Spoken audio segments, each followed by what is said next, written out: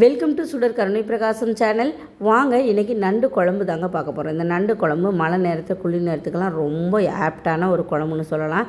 நல்ல சளி, நெஞ்சு சளி, தலைவாரம், மூக்கோட தண்ணி வடிகிறது இந்த ப்ராப்ளம்லாம் இருந்துச்சுன்னா 1 கிலோ நண்டை வாங்கி இந்த மாதிரி ஒரு குழம்பு வச்சு சாப்பிடுங்க. மறுநாளே உங்களுக்கு ரிலீஃப் தெரியும். அந்த அளவுக்கு நமக்கு உடம்பு நல்ல ஒரு கலகலப்பாக இருக்குன்னு சொல்லுவாங்க. நம்மளுக்கு இன்றைக்கி நான் ப்ளூ கிராப் தான் எடுத்திருக்கேன். 1 கிலோ அளவுக்கு வாங்கிட்டு வந்திருக்காங்க. அதை அங்கேயே க்ளீன் பண்ணி வாங்கிட்டு வந்ததுனால எனக்கு அந்த முழுசாக அந்த நண்டை காட்ட முடியலை. அந்த நண்டு பேர் தெரியலை, ஆனால் ஏதோ காலு கையெல்லாம் நீல கலரில் இருந்துச்சு. அதனால் ப்ளூ கிராப்னு நானே பேர் வச்சுக்கிட்டேன். உங்களுக்கு பேர் தெரிஞ்சிச்சுன்னா நீங்கள் சொல்லுங்கள். எனக்கு இந்த நண்டோட பேரும் தெரியல, ஒன்றும் தெரியல. ஆனால் க்ளீன் பண்ணி வாங்கிட்டு வந்துட்டாங்க. நல்லா பெரிய பெரிய நண்டு நல்லா க்ளீன் பண்ணி வாங்கிட்டு வந்துட்டாங்க. நான் அதுக்கப்புறம் மஞ்சத்தூள், உப்பு எல்லாம் போட்டு நல்லா கழுவிட்டு ஃப்ரீசரில் எடுத்து வச்சுட்டேன். எப்போதுமே நண்டு வாங்கிட்டு வந்தால், ஏன்னா ஐஸில் வச்சுருப்பாங்க, அதில் உள்ள காலில் உள்ள சதையெல்லாம் அப்படியே தண்ணியாக மாறிடும்னு சொல்லுவாங்க. அதனால் எப்போதும் க்ளீன் பண்ணி ஃப்ரீசரில் வச்சிடணும். சமைக்கிறதுக்கு அப்போ தான் நம்ம நண்டை வெளியில் எடுத்து வைக்கணும். நான் நல்லா க்ளீன் பண்ணி மஞ்சத்தூள்லாம் போட்டு க்ளீன் பண்ணி நான் ஃப்ரீசரில் வச்சுட்டேன். ரொம்ப நல்லா இருந்துச்சு இந்த நண்டு. நல்லா பார்க்குறதுக்கும் நல்லா பெருசாக அப்படியே கை காலெல்லாம் நீட்டமாக இருந்துச்சு. வாங்க இது எப்படி செய்யலான்னு பார்க்கலாம். இப்போ கடாயில் எண்ணெய் ஊற்றிக்கிறேன். ஒரு 50 ml நல்லெண்ணெய் ஊற்றிக்கிறேன். நல்லெண்ணெய் ஊற்றிட்டு 1 டீஸ்பூன் அளவுக்கு சோம்பு, பொடித்த சோம்பு சேர்த்து தாளிச்சிக்கலாம்.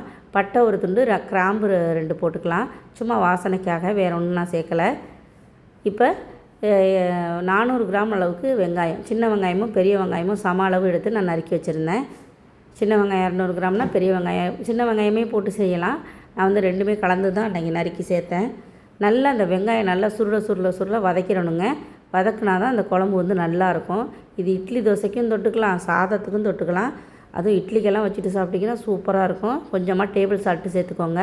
சேர்த்து நல்லா வதக்கிக்கோங்க. வெங்காயம் நல்லா கலர் சேஞ்ச் ஆகி அந்த பச்சை வாடெல்லாம் போய் நல்லா வதங்கணும்.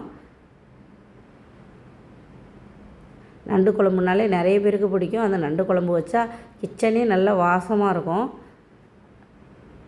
இப்போ நல்லா வெங்காயம் நல்லா வதங்கிட்டுங்க. வதங்கி பாருங்கள், நல்லா சுருள வதங்கிட்டு. இதை வதக்கிக்கிட்டு இருக்கிறது என் பையன். அவர் தான், நான் இஞ்சி பூண்டு பேஸ்ட்டு போட்டேன், அவர் தான் வதக்கிக்கிட்டு இருந்தார். மேக்ஸிமம் கிச்சனில் பாதி டைம் அவர் தான் வேலை பார்ப்பார். வயசு 3 தான் ஆகுது. என்னை கிச்சனில் வேலை பார்க்கவே விடலை. அவர் தான் கிண்டிக்கிட்டே இருந்தார். வீடியோவும் எடுக்க விடலை.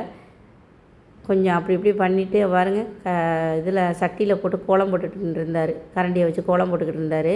அப்புறம் பிடுங்கிட்டு அவரை தூக்கி இடுப்பில் வச்சுக்கிட்டே நான் சமைச்சேன். இப்போ வெங்காயமும் தக்காளியும் சேர்த்தாச்சு. தக்காளி ஒரு 200 கிராமு, ஒரு 3லேருந்து 4 தக்காளி சேர்த்தா கரெக்டாக இருக்கும். சின்ன தக்காளியை 4 தக்காளி சேர்த்துருக்கேன். கட் பண்ணி இதையும் படிப்படியாக கட் பண்ணி வெங்காயம் நல்லா வதங்கினதுக்கப்புறம் அந்த இஞ்சி பூண்டு பேஸ்ட்டு, நம்ம இஞ்சி பூண்டு பேஸ்ட்டு நான் ஒரு 1.5 டேபிள் ஸ்பூன் சேர்த்தேன். இஞ்சி பூண்டு பேஸ்ட்டு 1.5 டேபிள் ஸ்பூன் போட்டு அந்த வெங்காயம் நல்லா வதங்கி சுருண்டு வந்ததுக்கப்புறம், அந்த பச்சை வாடெல்லாம் போனதுக்கப்புறம் தக்காளி போடுங்க.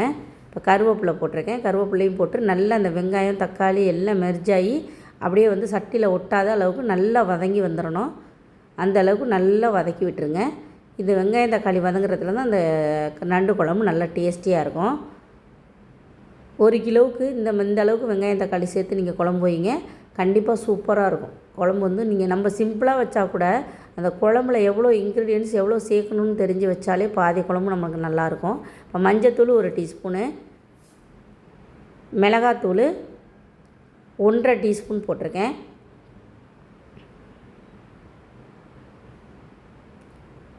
மல்லித்தூள் 3 டீஸ்பூன் சேர்த்துக்கோங்க. போட்டு அவ்வளோதான் மசாலா நல்லா வதக்கி விட்டுக்கோங்க. இதுக்கு மிளகுத்தூளெல்லாம் நம்ம சேர்க்கணும். அதெல்லாம் எப்போ சேர்க்கணும் அப்படிங்கிறத நான் சொல்கிறேன். நான் மிளகுத்தூள் சேர்த்து வச்சா தான் நண்டு குழம்பு நல்லா காரசாரமாக நல்லாயிருக்கும். நல்லா வதக்கி விட்டுக்கோங்க. நல்லா அந்த மசாலா தூளெல்லாம் நல்லா அதில் எண்ணெயிலே நல்லா வதங்கிடணும். பாருங்கள், சட்டிலே ஒட்டலை, நல்லா கிரேவி பதத்துக்கு பாருங்கள், தொக்கு பதத்துக்கு இந்த மாதிரி வதக்கிட்டு அதுக்கப்புறம் நம்ம குழம்பு வைக்கிறப்ப தான் நல்லாயிருக்கும். இந்த குழம்பு மறுநாள் கூட வச்சுருந்து சாப்பிட்லாம், அவ்வளோ டேஸ்டியாக இருக்கும். இப்போ நண்டை சேர்த்துக்கலாம். நண்டை சேர்த்துட்டு இந்த மசாலாலாம் நல்லா பிரட்டிடுங்க. அந்த உப்பு காரம்லாம் புளிப்பெல்லாம் அதில் ஏறட்டும். நல்லா எல்லா நண்டையும் என் பையன் தான் எடுத்து போட்டார். முக்கால்வாசி நண்டு அவர் தான் எடுத்து போட்டார். நல்லா கிளறி விட்டுறணும். நல்லா கிளறி நல்லா அந்த மசாலாலாம் அதில் ஏறுற அளவுக்கு நல்லா கிளறி விட்டுருக்கோங்க.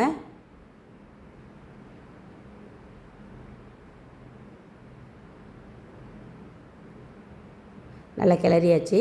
நல்லா கிளறி அந்த சாந்தெல்லாம் நல்லா ஏறின அளவுக்கு ஒரு 5 நிமிஷம் அப்படியே வச்சுட்டிங்கன்னா அது நல்லா உப்பு காரம்னா அதில் ஏறிக்கும். அதுக்கப்புறம் நம்ம இதில் ஒரு சின்ன எலுமிச்சம்பழம் அளவுக்கு புளி கரைச்சி ஊற்றணும். எங்கள் ஊர் வழக்கம் புளி கரைச்சி ஊற்றி தான் நாங்கள் நண்டு குழம்பு வைப்போம். நல்லாயிருக்கும். மறுநாள் வரைக்கும் கெட்டு போகாது நண்டு குழம்பு. புளி ஊற்றி வைக்கிறதுனால கெட்டு போகாது. நல்லா புளியை ஊற்றிட்டு மேற்கொண்டு அந்த நண்டு மூழ்கிற அளவுக்கு ஒரு 2 டம்ளர் ஒரு 400 ml தண்ணி ஊற்றணும். 400 ml தண்ணி ஊற்றுங்க, கரெக்டாக இருக்கும். ரொம்ப ஊற்றிட வேண்டாம், ஏன்னா நண்டுலேருந்து வேறு தண்ணி விடும். ஒரு 2 டம்ளர் தண்ணி ஊற்றிருக்கேன். கரெக்டாக அந்த நண்டு முழுகிற அளவுக்கு இருக்குது. எப்போதுமே இந்த மாதிரி நண்டு குழம்பு வைக்கிறப்ப இந்த மாதிரி அகலமான பாத்திரமாக வச்சுக்கோங்க. ஏன்னா கிளறதுக்கெல்லாம் அப்போ தான் கரெக்டாக இருக்கும். மண் சட்டியிலலாம் வச்சோம்னா அது குறுகலாக இருக்கும் சட்டி, அதனால் நம்மளால் கிளற முடியாது. ஆனால் மண் சட்டியில் வச்சா சூப்பராக இருக்கும். இந்த அகலமான மண் சட்டியாக இருந்துட்டு நீங்கள் நண்டு குழம்பு வச்சிங்கன்னா செம்ம சூப்பராக இருக்கும். அந்த மண் சட்டி நல்லா சுருண்டு வரும் குழம்பு. அதனால தான் மண் சட்டியில் பெரும்பாலும் குழம்பு நான் வைப்பேன். இன்றைக்கி எனக்கு இந்த நண்டை போட்டு கிண்டுற அளவுக்கு பெரிய சட்டியாக என்கிட்ட இல்லை மண் சட்டி. அதனால் இந்த பாத்திரத்தை சில்வர் பாத்திரத்துலேயே வச்சுட்டேன். இப்போ நல்லா அந்த புளி ஊற்றி தண்ணி ஊற்றி ஒரு கொதி வந்ததுக்கப்புறம் ஒரு 10 பூண்டு பல், நான் எப்போதுமே 10 பூண்டு பல்லை நண்டு குழம்புல உரித்து போட்டுருவேன். முழுசாக வதக்காமல் முழிச்சு போட்டுருவேன். அது அந்த நண்டோடு வெந்து எடுத்து சாப்பிட்றப்ப ரொம்ப டேஸ்டியாக இருக்கும். அந்த புளி ஊற்றி நல்லா தண்ணியெல்லாம் ஊற்றி கொதித்ததுக்கப்புறம் ஒரு 3 டேபிள் ஸ்பூன் அரைச்ச தேங்காய் சேர்த்துக்கலாம். அவ்வளோதான். நல்லா சேர்த்து நல்லா கொதிக்க விடுங்க. புளி தண்ணி நல்லா கொதித்து வந்ததுக்கப்புறம் தேங்காய் சேருங்க. அப்போ தான் குழம்பு நல்லாயிருக்கும். பாருங்கள், குழம்புத்து பார்க்குறதுக்கு நல்லா திக்காக நல்லா இருக்குது பாருங்கள். இப்போயே நல்லா அந்த குழம்ப நல்லா ஒரு 10லேருந்து 15 நிமிஷம் கொதிக்க விட்டுருங்க. மூடி போட்டு கொதிக்க வைங்க. பாருங்கள், நல்லா கொதித்து வந்துட்டு நல்லா குழம்பு நல்லா கொதித்து நல்லா நண்டெல்லாம் நல்லா வெந்து கலர் சேஞ்ச் ஆகிருக்கு. இந்த கட்டத்தில் நம்ம ஒரு 2 டேபிள் ஸ்பூன் மிளகுத்தூள் நல்லா 2 டேபிள் ஸ்பூன் போடுங்க. நல்லா தாராளமாக போடுங்க. மிளகு காரம்லாம் நல்லா, அந்த மிளகு நம்ம உடம்புக்கு ரொம்ப ரொம்ப நல்லது. அதுவும் இந்த மாதிரி நண்டோட மிளகு சேர்த்து சாப்பிட்றப்ப நல்லா சுல்லுன்னு இருக்கும். இந்த குழம்பெல்லாம் ஊற்றி நம்ம நண்டை போட்டு திங்கையிலே மூக்கோடு அப்படியே தண்ணியாக வடியும். நமக்கெல்லாம் அன்றைக்கே தெரியும் நமக்கு அந்த ரிலீஃபு. ஏன்னா நிறைய சளி பிடிச்சாலே இந்த நண்டை இந்த மாதிரி குழம்பு வச்சு சாப்பிட்றப்ப தான் அதோட ஃபுல் எஃபெக்ட்டும் நமக்கு தெரியும். அதுவும் இட்லி நம்மளை சாதத்தில் போட்டு பெஞ்சு சாப்பிட்றதுக்கு அலுப்பாக இருந்துச்சுன்னா கூட இட்லியை ஊற்றி வச்சுட்டு இந்த மாதிரி நண்டு குழம்பு வச்சு சாப்பிடுங்க. செம்ம சூப்பராக இருக்கும்.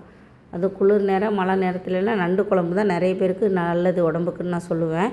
ரொம்ப சூப்பரான முறையில் ஒரு நண்டு குழம்பு சூப்பராக செஞ்சு காமிச்சிருக்கேன்.